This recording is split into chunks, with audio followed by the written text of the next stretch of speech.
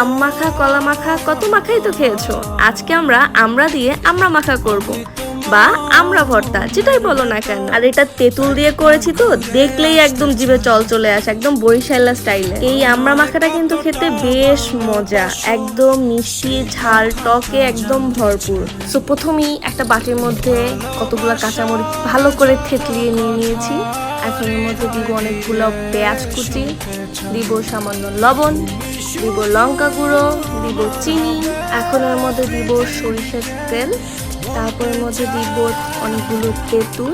আর তেঁতুলটা কিছুক্ষণ একটু ভিজিয়ে রেখেছিলাম যেন একটু সফট হয়ে যায়। এখন সব কিছুকে ভালো করে মেখে নিতে হবে। অ্যান্ড গাইজ, এটা আমি এখন ভিডিও এডিট করতে এসে আমার জিভে জল চলে আসতেছে, ওয়াই আই ডোন্ট নো।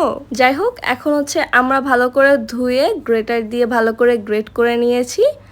তারপর এখন এই তেঁতুল মাখার মধ্যে এই আমরা কুচিটা দিয়ে দিব। এখন তারপর ভালো করে আবার সবকিছুর সাথে মিক্স করে নিতে হবে। And this are my sweet and lovely people, যারা আমার লাস্ট ভিডিওতে কমেন্ট করেছিল।